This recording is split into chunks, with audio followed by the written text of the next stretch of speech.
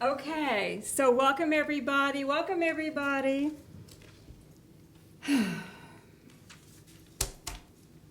This month, we're starting a new series, which we do every month. Aren't you all excited? On the edge of your seat. Can't wait to get going. Yes, it's about being fulfilled. So I wanted to talk a little bit about that. So most of us, when we think about fulfillment, we might think about accomplishment, succeed, to accomplish. And accomplishment is really about completing something. It's about success and completion. Accomplishment, I accomplished that. Success and completion. Success is about gaining something that you desired. I wanted that. I wanted to achieve that. I wanted to do that. So I have that as success. All of this is rolling in the Webster's about being fulfilled, So I'm not finding fulfillment yet.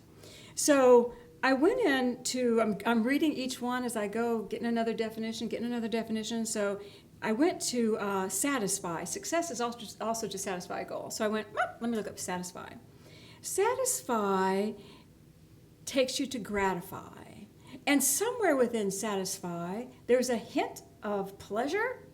And gratify is about being pleasured, having pleasure at some accomplishment, some goal. So you can accomplish, you can succeed, and you can have no pleasure in it. Do you understand? Yeah. You will not be fulfilled. Because fulfillment is about allowing something to bring pleasure with the accomplishment, with the success, with the experience. You guys with me so far? All right. So fulfilling metaphysically is about being filled full of joy, filled full of energy, of light, pleasure, filled full. The energy of love and joy, pleasure in the accomplishment, the success, the experience, whatever it might be. Imagine if you ate food and there was no smell or no taste. And I know we've been there when we were not feeling well. Do you feel accomplished after you've eaten it? Well, you got some food. You're going to be okay. It's like, okay, click that box. I ate something. But imagine when you get the smell, the aromas, the taste. Isn't there pleasure just from expecting a bite? The smell's moving through your body, and you know it's going to be amazing. And there's this beautiful pleasure in eating, consuming the food. The food goes into your body. There is satisfaction to the physical cells, but there is pleasure in receiving it. If we did not have that, we wouldn't like food, would we? And food's one of our greatest fun things to do. So I want us to get really, really clear. I want us to start really understanding the difference between being satisfied and finding pleasure. Pat, could you hand me my bag under the chair, please? You guys know I like to shop. Don't get out often, but you know I do. And you guys know I've shared with you, if you want to go look for shoes, who's your girl? Lori knows everything about shoes. We were shopping one day this year, but this is when stores were open. This is prior to all of our experiences of being homebound. And I needed a pair of white shoes. I just needed a pair of white shoes to match an outfit that I needed to wear. And do you know there weren't that many white shoes this year? I don't know if any of you noticed that. So I found this shoe. Cute enough, isn't it? The heel is not too high. It matched perfectly the sweater and what I needed it for. This was a perfectly fabulous shoe. I felt I had accomplished my desire, and this shoe has been worn. On another expedition with the hunter, Lori, we were at the shoe shop. I didn't need a shoe. I'm looking at shoes. They had some good sales. And I saw this shoe, and I couldn't take my eyes off of it. I walked away from it 3 times and went back. I have no need for this shoe. And it's pretty wild, and it's pretty crazy looking. I have no need for this shoe. But I love this shoe. And when I put it on my feet, I was thrilled to have this shoe. It was just so amazing. I love this shoe so very much. I was going to wear it almost every Sunday, and then COVID hit. The shoe has not been worn. However, do you see the difference in the shoes? One, good shoe. The other, oh my God, my soul loves this shoe. So, the debut of my shoes. They are beautiful, they are amazing, and they're full of color. You can wear it with any color you want. And every time I go in my closet, I look at them and I pet them and I tell them how beautiful they are. Now, why do I love these shoes? I haven't a clue. Yeah. I don't know. I have no idea, but yay.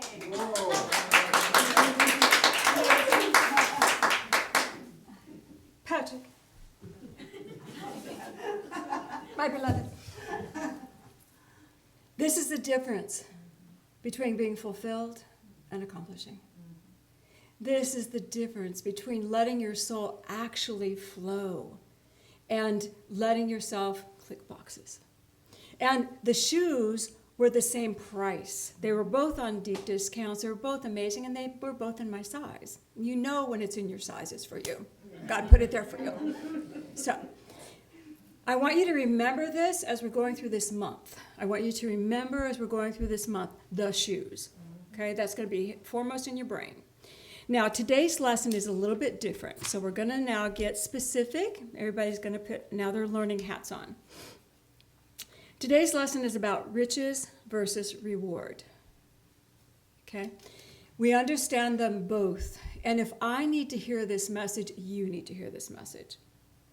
If I am still struggling somewhat, you are still struggling somewhat, are challenged in some way. We need this reminder. So, metaphysically, we understand riches as the flow of abundance. It's not how much you've got in your bank, it's the flow of abundance. Do you know, I saw something on the news recently that in order to retire, Patrick and I are not that age yet. However, in order to retire, they recommend that you have $2 million. $2 million in your bank account so that you can be sustained for the rest of your years on the planet. Patrick and I do not. Don't worry, David. We are living in abundance. We are living in the flow of universal life force, and we know that Father, Mother, God will provide for us. We are good stewards, yes. We are really good stewards with all of our income and the flow, but we're not afraid. We are just living in the abundant consciousness. See? Reward consciousness. Reward is exchange for energy shared. Exchange for energy shared. As I share my work, I get a salary or a compensation of some sort, yes? I share, I get compensated. I do a deed, I get supported, I get energy back to me. You guys with me on that? How often have you let your salary define you? You absolutely will feel fabulous. You will feel amazing. You'll feel so inspired. I know I talked to you. You'll feel like, yes. And then you'll apply for a job and you'll feel like, no. I can only ask for so much. But what you do is fabulous. I know, but no. Do you see? Now, if you are guided to ask for what you ask, please do that. Please do that. But don't be defined by it. That's the whole point. Do not let the energy that you receive back define you, and do not work for it. Share your gifts, talents, and abilities, and if you work on a love offering basis, so be it. You can't control that. That's what God's asked you to do. Share your talents and abilities. You're living in the flow of abundance. You'll be fine.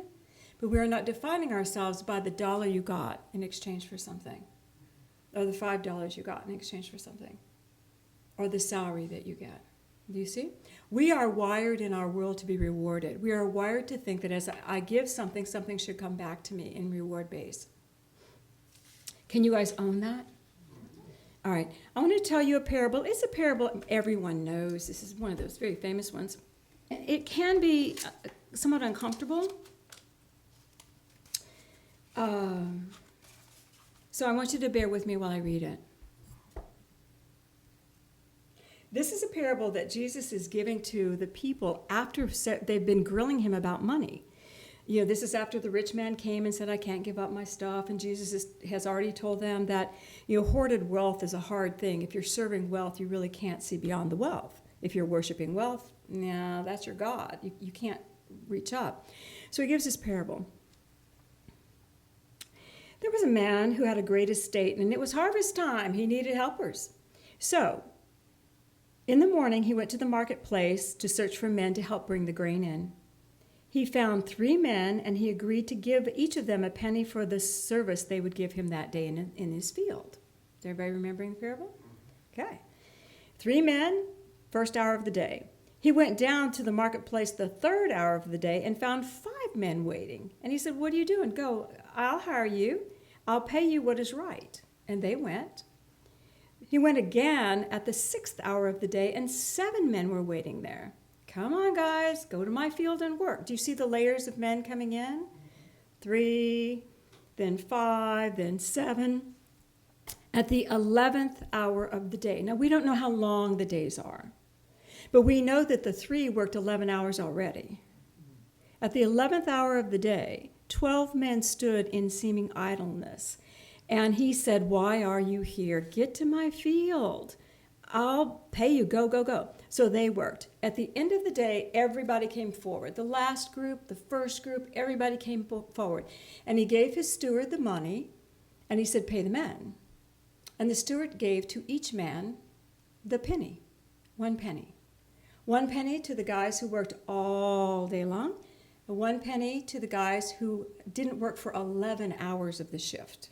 Same salary to everybody. And do you know that some people got annoyed? Who do you think got annoyed? The first 3 got annoyed, and they said, "Excuse us. These 12 have served but 1 hour." So now we know it was a 12-hour day. "And now they have equal share with us who have toiled through the scorching sun. Should we not have at least 2 pennies for our hire?" Are they asking for much? I would have probably asked for a lot more. 2 pennies? The man replied, "My friends, I do you no wrong. Did we not have a fast agreement when you went to work? And have I not paid you exactly what I said I would pay you?" It shouldn't matter to you if these men worked less and made the same amount. We have kept our agreement. Take that which is yours and go away. I paid everybody the same. They did their best, and you could do no more than your best. And then Jesus said, "The hire of a man is based on the intent of the heart." Ooh. We're talking about consciousness, aren't we? How many of you, please raise your hands, you out there too, how many of you resonate with the first 3? Okay. And how many of you resonate with the last 12? Oh, Patrick. Patrick and Hope, our 2 eldest people in the room, resonate with the last 12. Most of us resonate with the first 3 because that is how we are raised. We are raised for equality. We are raised for working hard and getting compensated. I don't want to scare you, but you realize that someone on the planet does the exact same work you do and gets paid 100 times what you get paid. 100 times. So it's not the work. It's not the work. It's the consciousness. And this is what Jesus was teaching. It's levels of consciousness. Are you willing to receive? Levels of consciousness. So what if you are, you two, I'm talking to you two now. So if you relate to the last group, why? Because you like to slide in at the last minute? You like to hang under the covers? Because you don't really want to work that hard? Or because you are open to ease? And they're saying, of course, they're open to ease. What if those of you that were in the first group actually somehow ended up in the last group, and some man gave you a penny for 1 hour's work when you saw other laborers get the same penny and they worked all day? Yes, you would feel guilty. You would feel guilty. Oh, no. I can't take it. And if the boss said take it, you'd take it and break it into several different sub-pennies and hand them out to all the people. You would make sure that you took no more than your fair share. Okay. This is reward consciousness. This is absolutely reward consciousness, where we measure what everyone should receive based on what everyone gives. In our mind, instead of lifting into a bigger picture. So the first group, you guys, everybody else out there, you earn your living. You measure what you give to measure what you should receive. You measure what you give to measure what you should receive. Levels of consciousness are based on beliefs. God gives to the hearts. God gives to the consciousness. Levels of consciousness based on what can be received. Reward consciousness. Okay. So everybody say, just tell me you're getting it. You're like it. In order to move into, I'm talking to Bonnie specifically here, in order to move into a riches consciousness and out of reward consciousness, we have to let go of our concern for others. When we're always saying, oh, was anybody told at a buffet to be the last one in line? That was my rule as a child. Get back till every single person has been fed, then you get what's left over. That was my father's rule for us all, for everything. Get back. I met Patrick, I was shocked. He's pushing his kids forward. He's going, get in there, go get it. So our three were always the first in line. And he was right behind them. Totally different approach. But we can't worry about, did someone else get their equity? Did someone else get their thing? Because someone else got exactly what their consciousness would allow them to hold. And if we wait for them to succeed, to thrive, to achieve greater, we're waiting forever. We cannot control that. You guys understand? Okay. So, and I can go off on many tangents on that one, but I will not. Letting go of our perception of what is right for others, taking our perception back to what do we desire? What do we desire? Remember, flow of wonderful things in the universe. Do you think you'll contribute any less? No. When we defined riches as abundant flow, what beliefs do we have to hold about ourselves to hold this? We can say abundant flow, but what do we have to believe about ourselves? You can affirm it, you can say there's abundant flow around us, but it has to come inside us. We have to believe about us. So, I give freely and I receive freely. Is that abundant flow? I'm going to give freely, I'm going to receive freely. Am I talking about money? Am I talking about matter? Am I talking about everything?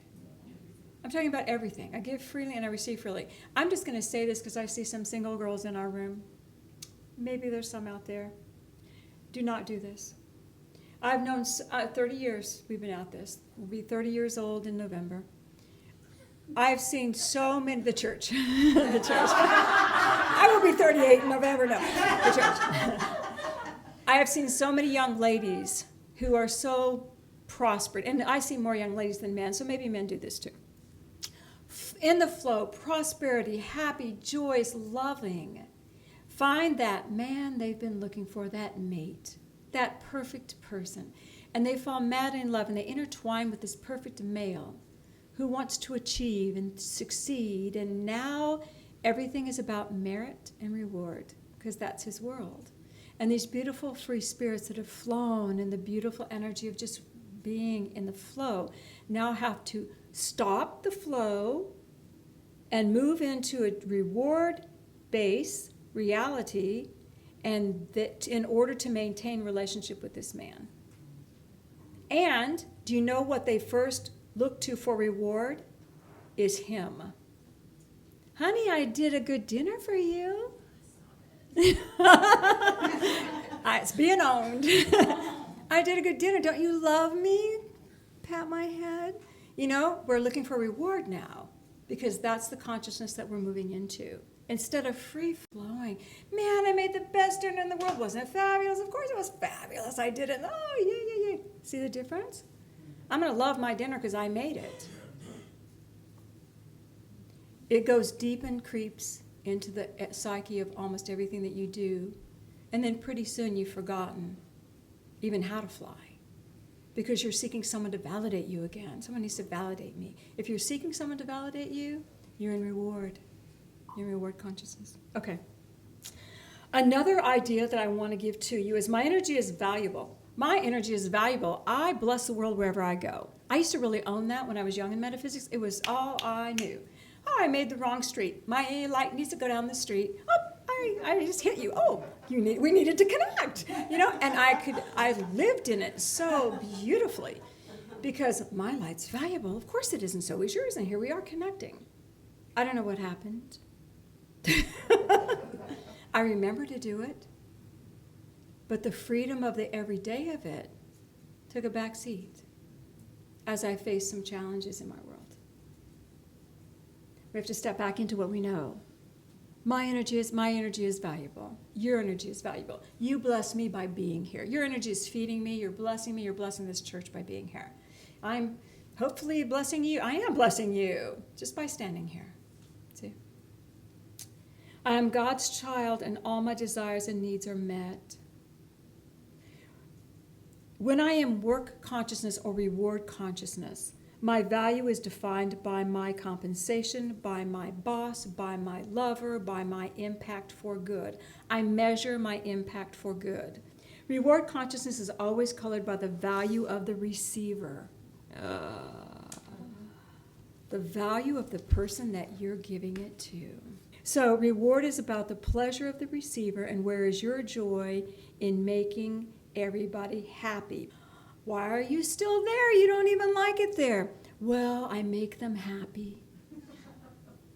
Okay. Why are you still in that relationship? Well, they're happy. Okay. If you are doing anything to make somebody else happy, are you in the riches? Are you in the reward? You're in the reward because there's still a payoff. I am suffering in the minds for you. I am working for you. And if you're happy, then that's my reward. But my joy is missing. My joy is missing. So, and in metaphysics, let's truly remember prosperity is about I can have anything I want at the perfect time that I need it. I don't need to own a vacation home in the south of France. Someone, if I need to go to the south of France, will hook me up. And it'll be easy and inexpensive. It'll be fabulous. It'll cost me less to do that than to own a home in South France. I am in the flow of abundance. Everything comes to me as I need it. That's complete prosperity right there. That is complete prosperity, living in the flow of riches. All right. Knowing that all my needs and desires are met and I can have anything I want when I need it or when I want it. Any experience, the universe will supply. And then how do you earn this? Is there any way to earn that in reward consciousness? Is there anything you can do to earn that? No, you can't earn that. You can't give enough to earn that. You can't work hard enough to earn that. You can't earn that. You have to become one with that. So, being open to the joy of living allows you to participate in it, within the flow. Being open to the joy of living allows you to participate in the flow, with the flow, as the flow. In the flow, with the flow, as the flow. When you give in joy, it will be received in joy. It may not be received by the person you gave it to in joy, but somebody will receive the joy you gave. It goes out into the universe. It may bypass your target. There go the person standing next to him. The energy's there. It's going out into the universe, and you are in that beautiful flow. Okay, I wanted to share with you a story, and I have permission to share this. This is a story of Kristen Quarles. And we all know Kristen. She's been a part of our church for many years. Hey, Kristen. She shared this with me during counseling one time many years ago, and it's a good story. I was still more related to the first group of people, so it struck me very deeply.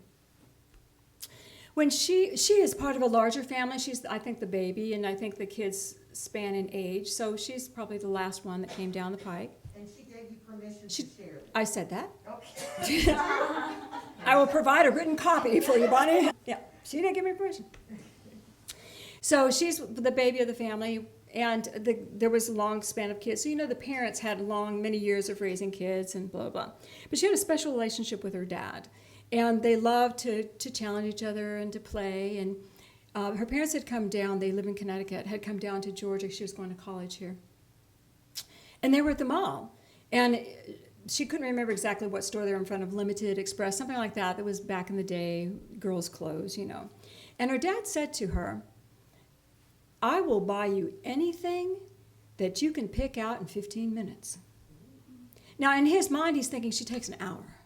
She goes in, she tries on this, she tries on that, and she's just always there.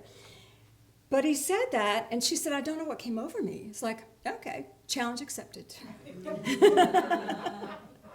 She walked into the store, and she got all the sales clerks she could find. And she said, I need you with me here. My dad's going to pay for everything I get in the next 15 minutes. I'm at a point you grab, I'm a size 6. And she went through the store and went, I want this, this, this, this, this, this. And the girls would be grabbing her size and taking it to the register. And she said she finished her journey through the store in less than 15 minutes, piled stuff on the register, and her father was watching the whole time. And she said he just shook his head with a smile. He was so proud of her for being so ingenious. She couldn't remember the tab, but it was not unsubstantial. I'm sure it was substantial, but her father didn't care. He went to the register and he paid for everything that she bought. She loved it all, and I asked her if she took anything back, and she said, I don't think so. She kept it all. And in that moment, of course, she and her dad had a beautiful, celebration together. He was proud of her. She was proud of herself. But I want you to look at the ability to receive. If your father had said that to you and you were one of the group number 1, 15 minutes, okay, 15 minutes, okay. How long would it have taken you to find something? And then you would have probably tried it on. Then you would have said, is this too much money, Dad? You would have been extremely concerned and thorough and timid in your approach. Yet the Father is saying to you, 15 minutes, go for it. I love what Kristen did. And as I said, she shared this many years ago, and it touched me deeply because I would have been in the first group. I was, how did your dad pay for it? Because it was substantial. It meant nothing to him. It was the experience. They both shared this beautiful experience of expansion. And don't you know his intention was to teach her to expand? He wanted her to expand. Take less than an hour. Don't take an hour. Take 15 minutes. He wanted her to expand her ability to receive. She did it in a quite unusual way, but she did it. Can you feel that beautiful energy? And when you think about it, doesn't our Father and Mother God stand there and say, whatever you need, whatever you need. Can you just see yourself rushing through a store, grabbing a bunch of stuff? Whatever you need. And letting yourself receive from Father and Mother God. Letting yourself receive. Staying in the beautiful flow of abundance and not worrying. He said anything, don't look at the cost. Don't measure it. When you look at the cost, you're measuring anything. Such a beautiful story. I love it. So there was love and trust. She didn't earn it. She didn't earn that. She lived it. She lived in the flow of that love from her parents. And we live in that flow of love from our parents. And the joy. Can you imagine the joy they both had? They probably talked about it for years. She could not have displeased him. When she accepted the challenge, she couldn't have displeased him. There was no way, no matter what she had done. We do not displease God, no matter what we do. We just have to say yes. The universe seeks to work with us in the same way. Sometimes the universe does say, hey, look, I got this for you, take all you can carry. Sometimes the universe says to us, hey, I got this for you, take a little bit because I got some more down the road, I need you to carry both of them. So take a little bag here, I got another bag coming. And you know that. You know what you're feeling, what the universe is asking you to do. They're guiding us through this beautiful experience. And I love the scripture in Luke. This is Luke 12:32. It is the Father's good pleasure to give you the kingdom. And the first part of that is, fear not, little flock. It is the Father's good pleasure to give you the kingdom. Fear not, little flock. Don't let your fears get in the way of what you think you need, and what you think you want, and how you want to be. It is the Father's good pleasure to give you the kingdom. And we know kingdom also means counsel, walking with God, walking in that beautiful, abundant consciousness.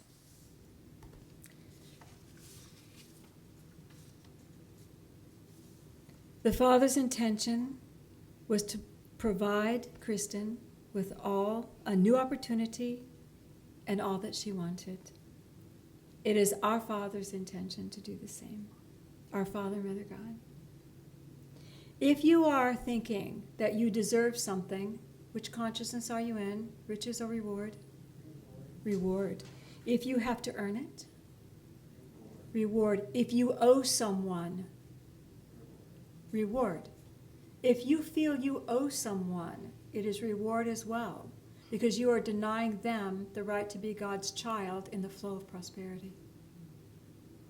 I learned early in metaphysics to honor people as channels of my good, and to say to them, I cannot wait to see how God is going to bless you for what you've done to me.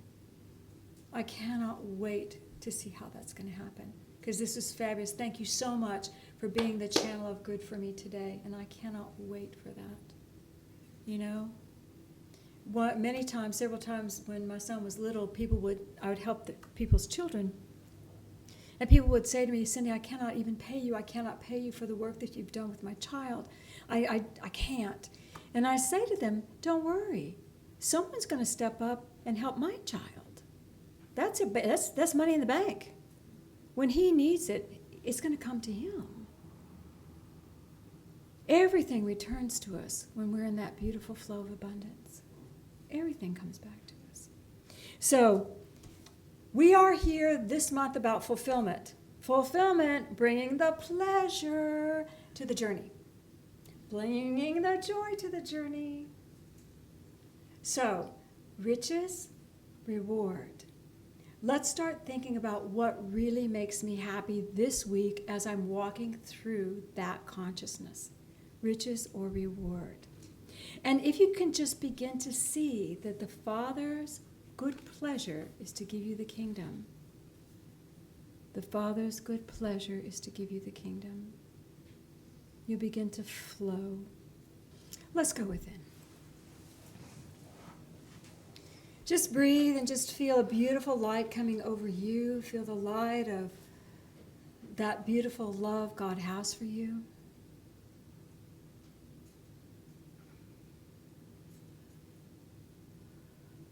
Father, Mother God, we ask now to feel your peace. And I want you just to breathe. Feel the love of Jesus Christ by your side, patting your hand. I did it, you can do it. I lived in wealth, you can do it. And I want you to breathe in the love of God.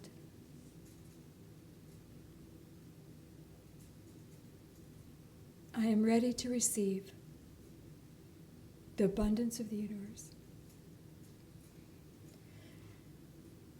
And I want you to take a breath and send your breath into the room, and as you do, feel your essence moving. I am valuable because I breathe love. I am valuable because I love God. Take another deep breath in. I am valuable because I am, and breathe it out.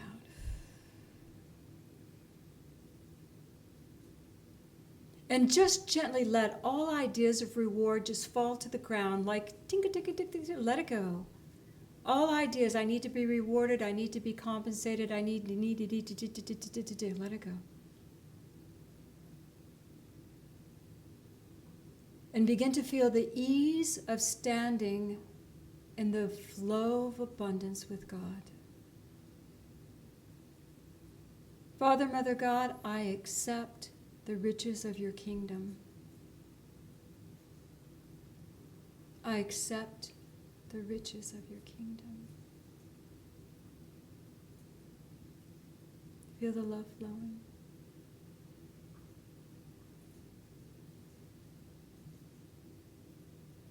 Now focus on your heart. Feel the love of God and feel your love for you. I give myself permission to shine, to express, to be loved.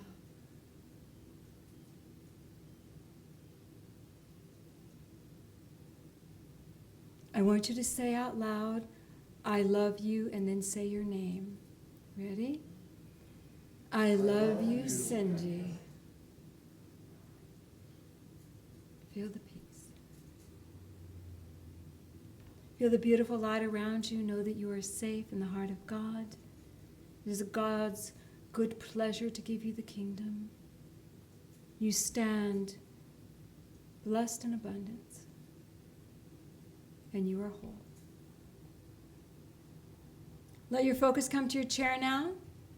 Feel the vibration of light within it. Feel your heart. Take a breath. And gently open your eyes. And thank you, God.